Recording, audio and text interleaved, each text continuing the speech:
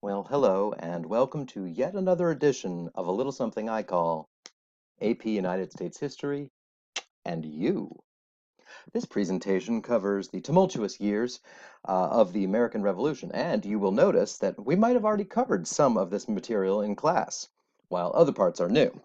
That is not an accident. During this presentation, you will want to consult the notes that you've already taken in class and then supplement them right here, making sure that you have made a complete written record of each slide that contains a sufficient amount of depth and detail so that you can feel confident in your knowledge of the subject. Remember, when you take great notes, you do yourself a couple of favors. First, you work on your skill of paying attention. This can be a challenge if your teacher drones on and on and on and on. But it is tremendously important so that you don't waste your time and then have to go back and relearn things. As you might recall, the key to learning this skill is to monotask, which means to remove all distractions like phones or Pop Tarts or Canadians. That way, it is easy for you to distinguish between signal and noise. That is, the difference between information you need to know and the side comments that are really only important to Mr. Laskowski. Again, use your pencil as a filter. Signal? Write it down. Noise? Let it go. Remember that these notes will help you to prepare for your next test, whether it takes the form of a multiple choice test, an essay, or some diabolical combination of the two. The better your notes, the better you'll do. It's as simple as that. So let's get started. At the end of the last slideshow, we had seen our adorable 5-year-olds grow up into surly, rebellious 18-year-olds. Parliament had imposed increasingly strict rules on the colonies, from the Sugar Act all the way up to the Coercive Acts, and the colonists had reacted with both diplomatic and non-diplomatic protests. Eventually, the First Continental Congress challenged the authority of Parliament to tax or control the colonies at all, and Parliament responded by sending troops to crush the nascent rebellion. This led to the proverbial shot heard round the world in the so-called battles of Lexington and Concord on April 19th, 1775. I'll say that date again, April 19th, 1775, because it's a date you need to remember. If only because maybe someday you'll fall in love with somebody from Massachusetts and you'll need to know that date. The Second Continental Congress met in Philadelphia, sent a couple of petitions to the British government, and then put George Washington in charge of the brand new Continental Army. But Congress wasn't done yet. Inspired by Enlightenment ideologies of Locke and Rousseau and Montesquieu, along with the beliefs of the Great Awakening that stressed the ability of the individual to shape his own destiny, and the logical equations of Thomas Paine in Common Sense, the Second Continental Congress took the fateful step of declaring independence in July of 1776. Feel like you probably want to know that date also. Now, depending on whether or not you have taken the government class here at Ravenscroft, or frankly, how much you were paying attention during that class, you might already be familiar with the Declaration of Independence. For others, surprise, we're not colonies anymore. What's most important to recognize about the Declaration is that when Thomas Jefferson and John Adams and Benjamin Franklin were writing this breakup letter, they were trying to avoid emotion and hostility. Like the Enlightenment thinkers that they were, they hoped to present a cold, logical argument that would convince the minds in the British government that independence was the only rational and reasonable solution for the American colonies. And so they presented their argument like a court case in 3 parts. The first laid out the intellectual groundwork. We can all agree that all men, sorry ladies, are created equal, and so they are equally deserving of rights of life and liberty and happiness. Happiness, you should remember, does not mean being smiley and giggly all the time. It means the ability to be safe and secure and to provide for one's family, things that the British mismanagement of the colonies had been threatening. But what was the evidence? Well, that's part two. The 27 paragraphs of grievances spelling out exactly how the British government had violated the natural rights listed in part one. You'll notice that the list usually starts off with he has, he has, he has, meaning the king has. While Parliament passed all of the acts and sent the troops, the king let it happen, probably because he knew he was a figurehead and could be easily replaced. So we needed now to break up with the entire British government, not just Parliament. And one of the best lines in this section states, "A prince whose character is thus marked by every act which may define a tyrant is unfit to be the ruler of a free people." Wow, there is no kissing and making up after that point, which probably explains why the final section makes official what we probably always knew was coming all along, that these colonies are now independent. We are so over, and we are never, ever, ever getting back together. But let's not fight about it. Let's just break up and agree to be friends. Jefferson made a pretty reasonable case for an amicable breakup, but obviously Parliament and the king had other ideas, which is why the war for independence was an actual war and it lasted for another 7 years. So let's go ahead and talk about the war itself, including the leadership of this man, George Washington, who has a curiously tiny head in this portrait.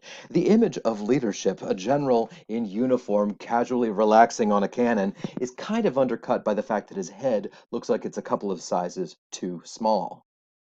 But when the tiny-headed George Washington got to Massachusetts and looked at the situation, he didn't need a big brain to know that the British controlled all of Boston and the high ground north of Boston. So he got down to work, training his ragtag band of patriots and trying to turn them into a functioning army of ragtag patriots. But then he learned that a bunch of Vermont militiamen known as Ethan Allen and the Green Mountain Boys had gone to New York State and captured Fort Ticonderoga, including a bunch of cannon. Now, Washington sent his buddy Henry Knox to go get those cannon and to say thank you to Ethan Allen and the Green Mountain Boys, which does sound like a great band name. And when Knox finally got up there in early 1776 and dragged the cannon all the way back to Boston, George Washington knew exactly what to do with those cannon. In the middle of the night, Washington had the cannon placed atop Dorchester Heights, high ground that was just south of the city, which you can't see because my big head is in the way. But from this point, the Americans could destroy basically any ship that is in Boston Harbor. And General William Howe, who had taken over from General Gage the previous year, he realized that the situation was suddenly very, very different than it had been just a day earlier. And he sent a negotiator to make a deal with Washington. "We'll retreat from Boston. If you promise not to attack our ships, we won't burn down Boston as we evacuate." And it was a great deal, because in a single night, without firing a single shot, George Washington had won a stunning victory. And he had captured Boston, and he had forced the British to flee. And he might have had a tiny head, but he did get the job done, at least that day. Well, Congress was inspired after Dorchester Heights, and it declared independence, as you know. But the struggle was not over. General Howe regrouped and brought an even larger force back to the colonies, landing this time on Long Island, just outside of New York City. Fans of the Hamilton musical will recall this moment as 32,000 troops in New York Harbor. And when the Americans, as you might remember, were outgunned, outmanned, outnumbered, outplanned, and not only did it rhyme, it was true. Washington moved 8,000 troops from Boston down to defend New York, but they were still outnumbered 4-1. Plus, the British clogged up the harbor with 400 ships. Outgunned, outmanned indeed. And after Washington's troops were pushed back along Long Island through Brooklyn to the East River, it seemed like this was the moment when the American Revolution was going to be crushed. It was only a couple of months old as a new nation, and it was about to be the end of the United States of America. Washington was surrounded on three sides by water and a huge British army on the fourth side. So, what the Patriots needed here was a miracle. And somehow they got one. That night, a thick, soupy fog descended over New York Harbor, allowing George Washington to commandeer some boats and sail his tiny little army across the East River into Manhattan without being detected by any of the ships that had been in that harbor or the soldiers that were in Brooklyn. If the Israelites had escaped thanks to the parting of the Red Sea, the Americans escaped on account of moisture in the atmosphere. But a win is a win. And General Howe must have been pretty surprised the next morning to discover that George Washington's army had disappeared, Roanoke style. But all too soon, Howe realized that where the Americans had gone, and he gave chase. Washington was forced to retreat all the way up Broadway, where someday they would make a musical about this moment, and then across the Hudson River into New Jersey, and then all the way across New Jersey, then across the Delaware River and into Pennsylvania. And by December of 1776, the glories of Dorchester Heights and the miraculous escape in the fog they were all distant memories. Now, heading into a winter encampment, Washington's troops were tired, cold, outnumbered, and on the run. Worse yet, Washington had retreated all the way to Pennsylvania, effectively drawing the British army closer to the capital in Philadelphia. Add to that the fact that many of Washington's troops had only signed on through the end of 1776. Why should they bother sticking around to freeze all winter, only to face defeat, capture, and maybe death in early 1777? George Washington needed something, anything, to give the colonists a little glimmer of hope going into the new year. And he got it. And that is why he recrossed the Delaware River on Christmas. And if this picture is accurate, he was violating all standards of proper boat safety in the process. And then he attacked a group of Hessian mercenaries at Trenton. At this point, any victory might have seemed surprising, but attacking German soldiers at night as they drank in their camp, frankly, it isn't really a fair fight. But again, a win is a win.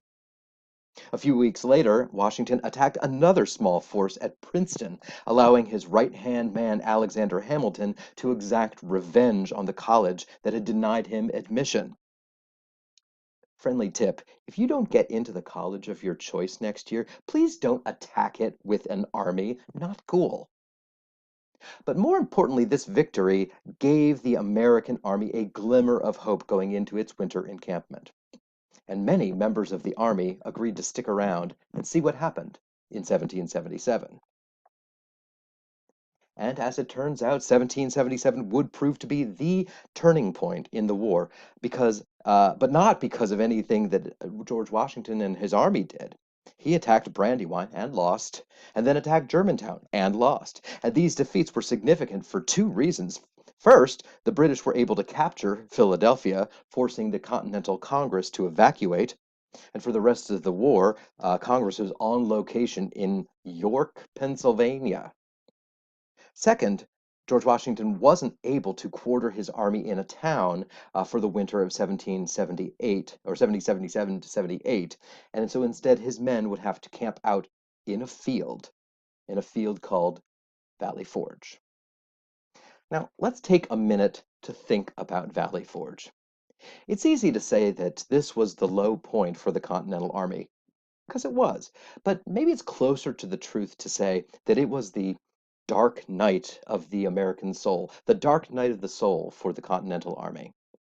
They had stuck with Washington through the previous winter, only to lose two battles and the capital city, and now they were spending their winter shivering in a field in Pennsylvania all winter.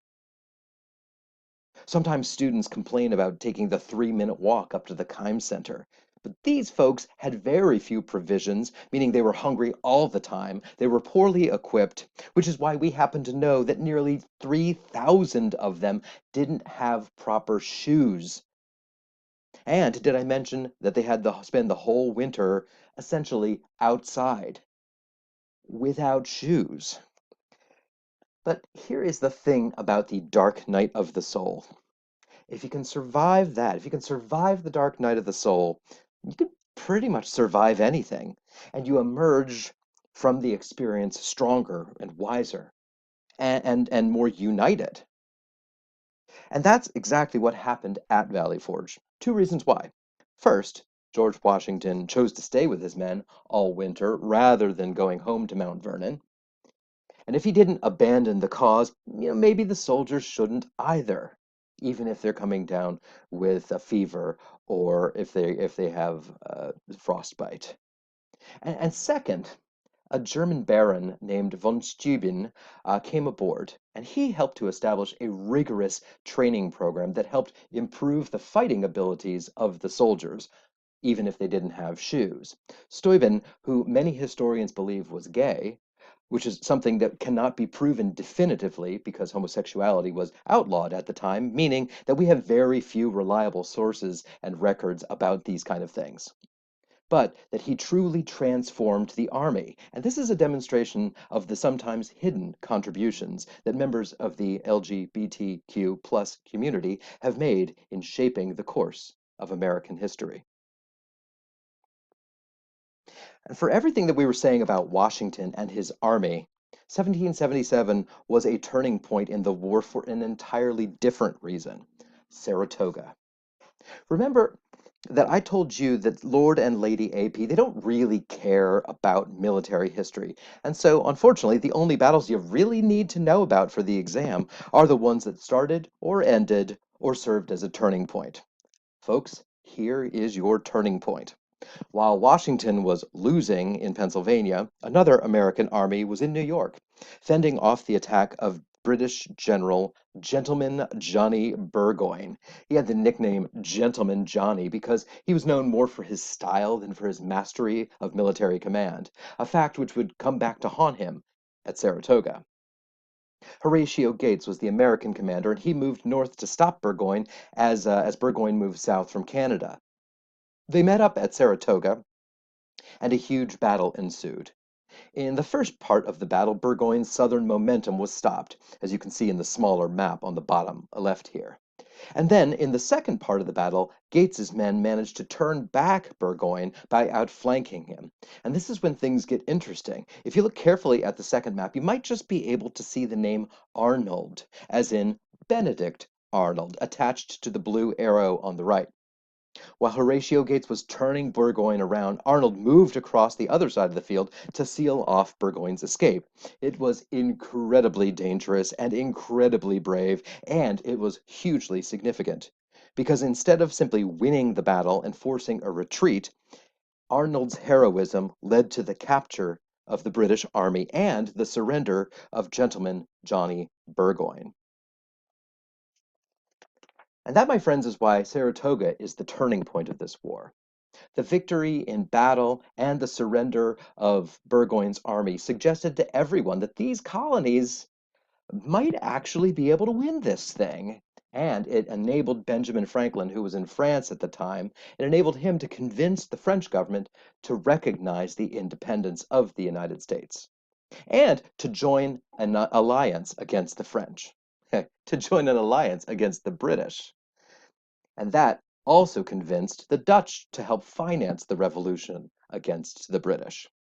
So let's take a minute here to pause, because we've poked some fun at the French from time to time, and there'll be plenty more opportunities to do so as the year progresses. But write this down. It is because of the French that we are an independent nation today. And I'll repeat that for effect because it is so important. It is because of the French that we are independent today. And here's why that matters. If you want to fight a war for independence, as all of us must sooner or later do, there are two ways to win. One, total military victory. Or two, hold on long enough to get some other country to recognize the legitimacy of your government.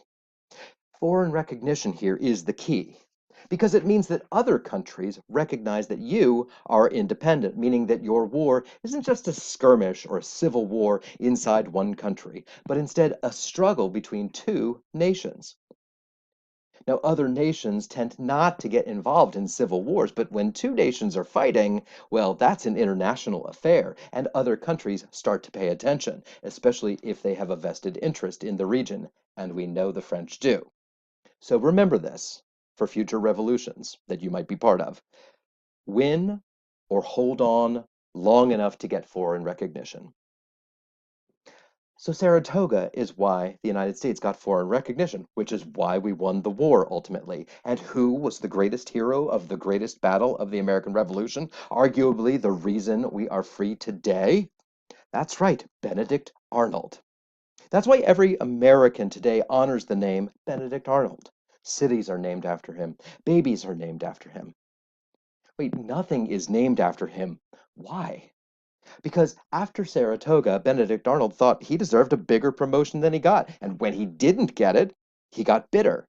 And eventually that bitterness led to betrayal, which is why we think of him as America's most notorious traitor. What a shame. He could have been one of the greats. But love of self proved greater than love of country. And that is something you never want in a leader. And so, good riddance to Benedict Arnold. But Saratoga also led members of parliament to wonder whether it was worth fighting this war in the first place. And it also led to a change of strategy for the British. The British figured that it would make more sense to move their army to the south, where there were a lot more loyalists, and then roll their way north, picking up land and military victories along the way. The logic was that by the time the British met up with the American armies, they would have become an unstoppable force rolling their way north. And so, starting in 1778, Lord Cornwallis was put in command of the British troops and charged with implementing the so-called Southern Strategy. So let's see how that went. Well, by and large, Cornwallis was in fact able to move north at roughly the rate of one colony per year. Georgia in 1778, South Carolina in 1779, North Carolina in 1780, and Virginia in 1781. Battles fought along the coast, where Cornwallis had the assistance of the British Navy, they tended to be British victories. But battles further inland, where there was no naval support, they tended to be American victories. But it's complicated because the Battle of Guilford Courthouse in present-day Greensboro, that's far inland. Technically, it actually was a British victory despite being fought inland. But because it was so costly and Cornwallis lost so many men, even though he won, he realized that he needed to retreat back to the coast where he knew that he'd be able to rely upon naval support. And that's going to prove significant because moving back to the coast and then north up along the coast into Virginia led him directly into the trap that was set for him by George Washington and America's two favorite fighting Frenchmen, Lafayette and Rochambeau. Ladies and gentlemen, the Battle of Yorktown. American forces flanked Cornwallis onto the peninsula in Virginia. Yes, that peninsula. The one where Jamestown had been, where Williamsburg is, and where the American Revolution would come to an end. American troops pursued Cornwallis, who quickly found that there was also an American army in front of him, and his escape was sealed off because the French Navy, remember them? The French had crowded into the river areas north and south of the peninsula, and so Cornwallis was trapped. And after some sporadic fighting, he was forced to surrender. The British Army, the military wing of the greatest empire in the world, had lost to a ragtag band of rebels, aided by the hated French. And indeed, you could say the world was turned upside down. And after Cornwallis's surrender, there was still the important work of negotiating a treaty that would formally recognize American independence. The treaty itself wasn't signed until 1783, and this unfinished painting depicts that signing. It's kind of telling that only the American negotiators agreed to sit for this portrait. British negotiators refused to show up, and can you blame them? Would you really want your face and name associated with the treaty that represented Britain's greatest humiliation? And so here's what the treaty said. First, that the United States is independent. Well, great, we knew that. But it's actually important to have that in writing. If independence is like breaking up with a significant other and one party says, we're not broken up until I say we're broken up, this treaty says, okay, we're broken up. So, mission accomplished, independence achieved. Secondly, the treaty established borders of this new independent nation. And essentially, the United States got all the land that's east of Mississippi and south of Canada and north of Florida. Wait, Florida? Yeah, you might remember that the British had gotten Florida at the end of the Seven Years' War for reasons that surpass understanding, having given back Cuba to the Spanish. But now, the British were all too happy to let Spain have Florida back. And can you blame them? And looking at those borders, you can see some diagonal lines, some little crosshatch markings there. And these markings demonstrate the border that, or the areas that were disputed between the different forces. These disputes could eventually be settled by future treaties or future wars, or both. Thirdly, the British promised to abandon all of their western forts, all the forts that were west of the Appalachians. Because obviously, we don't want to have foreign militaries on our soil. But in exchange for that, we see the fourth part of this, that Americans pledged to repay loyalists for any property that was seized or destroyed during the course of the Revolution. Now, during the war, many who did not favor independence were attacked or they were run out of town, and they had their property confiscated or it was destroyed. Because honorable nations do not steal. The United States had to compensate the loyalists for any damages that it had caused. And that is a small price to pay for independence and for maintaining one's honor. And with these four elements here, independence, clearly defined borders, British out of Western forts, and repayment for loyalists, we can effectively say the American Revolution is over and the United States is indeed a sovereign, independent nation. Okay, now what? Well, remember when I said that we need to be precise in our language? We need to not say literally when we mean figuratively, and we need to reserve the word critical for those times that are truly life and death. So let's now talk about the critical period, that time from the Declaration of Independence through ratification of the Constitution 12 years later. Was this truly life or death? Well, considering that there was a bloody war taking place for half of it, yes, it's fair to say that this period was indeed critical.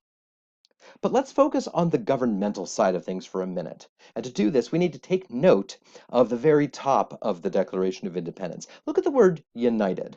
You'll see that the U in it is lowercase, as in the country is called the States of America, but in this case, they happen to be united. That is not an accident. Of course, it's going to make it harder to chant USA, USA, if you have to always say lowercase u, capital SA, lowercase u, capital SA. But it's the lowercase u that is important because when the states declared independence, they were doing so as a unified action of 13 different sovereign states. And that's going to give us a clue as to what kind of government that they're going to create. One in which the national government was weak and all of the power was vested in the individual states. So if all of the power is going to rest in the states, and it did, then how did all these states choose to govern themselves? Well, predictably, they chose a model of limited government. I'll say that again so you can underline it in your notes. Limited government. First, the states felt that it was important to write down their own state constitutions, essentially to establish a social contract between the governed government and the governed. And putting things in writing is important. We often think of constitutions as declarations of power, of what a government can do, but in fact, what a written constitution does is actually to create a bright line, one that clearly delineates what a government can do and what it cannot do. Essentially, government can go up to a certain line, but no further, which is why I encourage you to take a look at the Ravenscroft Upper School Student Handbook, because it is essentially a constitution for the school. And to be sure, there are certain things that you can't do and we can enforce, like wearing crop tops or mesh shorts or joggers, whatever those are, or toboggans. Apparently, that's a thing. But it also, this document explains the limits of the school's power. We can't, beat the students or kidnap them or force them to take AP biology. We can't make you do that, but you're gonna take AP biology because it's awesome.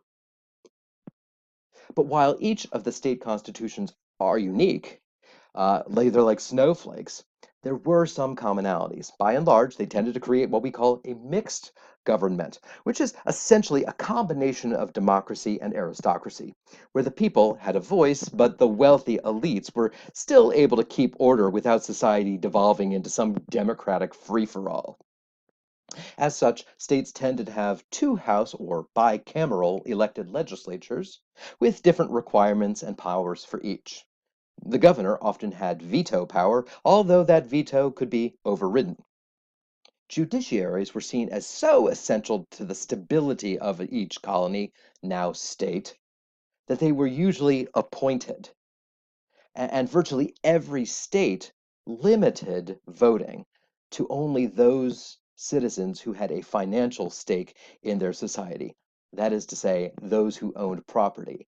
And we're talking here about men, and we're talking about white men, and we're talking about white men with a certain amount of property as the minimum standard for being able to have a say in their government.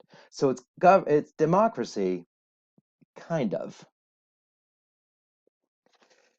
So with that said, these state constitutions are not especially democratic, not by our standards today, but they did reflect the values of the society that created them, which means that there were definite winners and definite losers. The winners were, of course, white men over 21 with property. And this is important because we hear a lot about white privilege these days, and that's not something new. Right? The privilege was written down. It was rigging the system in favor of white males right from the very start. We don't have to like it, but we don't have to tolerate it today, but we do have to acknowledge that the playing field has never been level. So who are the losers in these state systems? In short, everyone else, but in particular, women. Today, we like to think that omitting women from All Men Are Created Equal was an unfortunate oversight, but it was intentional. And you know that because the state constitutions generally denied women the right to vote and didn't even guarantee them the right to own or hold or sell property. Women had played an important role in the non-importation movement, creating homespun products to allow Americans to boycott British goods. But when it came time to recognize these contributions and reward them with basic rights of citizenship, no such luck. Now, in the minds of revolutionaries, there was a vital role for women to play, and it took the form of something called Republican motherhood. As rulers of the home, women had the responsibility to raise their sons to embrace the ideals of the revolution so that the next generation would be able to build upon the great republic that the revolutionaries had created. And what about their daughters? Well, women needed to raise their daughters to be good wives, who would then raise their own sons to embrace the Republican ideals. Again, the system was rigged from the start and was designed to keep women in the home and to point men toward thriving in the wider world. And there you see an image of the Republican motherhood, which we will see more of later this year. Who else were the losers Well, Native Americans, they also suffered as a result of these new state constitutions. Now, they had already lost the protections of the Proclamation Line of 1763, and now colonial settlers were pushing west, encroaching on Native American land, and asking their new state governments to pursue a policy of move or die, which many states did. And of course, while many people recognize the cruel irony of declaring that all men were created equal, but then still holding enslaved Africans in bondage, only Massachusetts and New Hampshire actually outlawed slavery during this period. Other states simply ignored the irony, preferring to instead to emphasize the importance of protecting the property owning rights of the white population. If the British had seized colonists properly, unfairly, we wouldn't allow our new state governments to repeat that injustice. And so the property rights of citizens were protected above all else. And enslaved Africans, more often than not, were that property. And so the government wouldn't dare step in to interfere with the practice of buying or owning or selling enslaved people. Our last order of business in this presentation is to talk about the national government that the Second Continental Congress created after declaring independence. Well, to be sure, all of the power would remain in the states, but it was still important for us to clearly delineate what powers a new national government would have, and importantly, what powers it would not have. And so I'd like you to think about the Articles of Confederation and this new government being formed as kind of a rebound relationship. The colonists had just gotten out of a relationship with a country that had a strong national government and that oppressed its colonial citizens and threatened their natural rights. So obviously, we didn't want to declare independence only to replace one oppressive government with another. And so the new national government that they created was intentionally weak. And the logic was this: better to be too weak than too strong. And so, what was this Articles of Confederation? Well, first of all, it was a social contract growing out of that Continental Congress. Because remember, the Continental Congress had not necessarily been elected by the people, and we wanted to make sure the new government would, in fact, be representative of the people. Second, it's going to establish a confederacy, right? It's going to establish a confederation. So we've established that the Continental Congress is creating a social contract which will be ratified by the people. But what we're attempting to do here is make sure that the form of government is a confederate system, which, as students of government will recall, this is defined as a, quote, voluntary union of sovereign states. It's voluntary, which means it's revocable. And the states retain their sovereignty, which means that the national government has no actual power over the states. In fact, the Union was described as, and I quote, a league of friendship, which sounds adorable, but also it sounds temporary and changeable, and it was. Now, maybe you're still best friends with the person you met back in kindergarten, but more likely the two of you drifted apart or you fought over the same Pop Tart in middle school, or one of you is on Team Stefan and the other's on Team Damon. Either way, friendships are voluntary unions. They are not binding contracts. In fact, think of the Articles of Confederation like what it is, like what it was, a club. Now, you might join Key Club or the Science Club, but these are voluntary groups. You can leave them if you want to go and start your own goat yoga club. And then members of the goat yoga club can join or drop out as they like, and you don't have any real power over them. Like I said, better to have too little power than too much. And to prove this, look at the title of the Articles of Confederation itself. Each of the states is listed in the title, just in case there was any doubt about where the sovereignty was. States remained sovereign, the national government just fought wars and negotiated treaties. And I think it's telling that even this weak government, in comparison to the strong state governments, proved to be too much power for these state governments to tolerate. Which is why, even though the articles were written in 1777, it took them until 1781 to finally ratify this new system of government. And only then, because the states were with competing land claims to the territories out west, they agreed to let this new government settle those conflicts. Of course, by 1781, the Battle of Yorktown was over and the war had already been won. So, what did these Articles of Confederation actually create? Well, they created a voluntary union of sovereign states with very little actual power. In the Congress of this new body, each state would have one vote, and this demonstrated that all the states being created equal, even if the people inside them were not equal, each state just one vote. And it was incredibly difficult to pass any laws. In fact, major laws like tax bills or anything that involved spending or the military required a supermajority of 9 states to agree, which was hard enough. To amend the Articles of Confederation government constitution, all 13 states had to agree to ratify the change, which is impossible because that would mean that every state would have to agree. And one of the great historical truths that you can see on the wall in the classroom is everyone never always agrees. If I offer to bring breakfast for everyone tomorrow, you might agree that that's a good idea, but you might now say, well, what should we bring? But you have to agree upon what to bring. Do you bring donuts or breakfast burritos or Bo-Berry biscuits? What if you're a vegetarian or lactose intolerant or gluten intolerant? You're not going to be able to agree. And because not everyone agrees, I don't have to bring breakfast for anyone. See, it only works if everyone always agrees.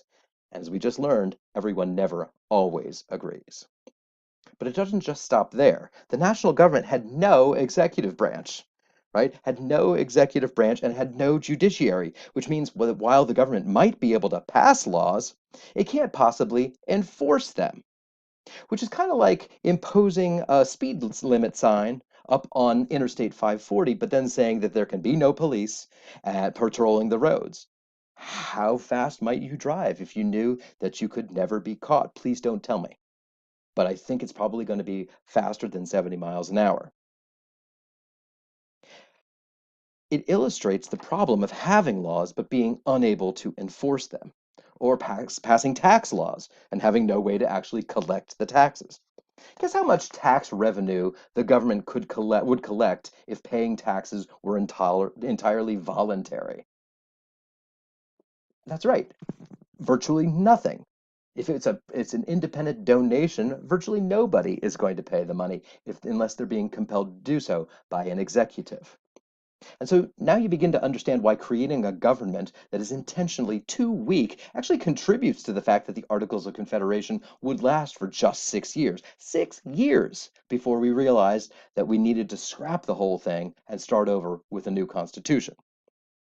But that new constitution, my friends, that is something that we will discuss in our next thrilling edition of AP United States History and You.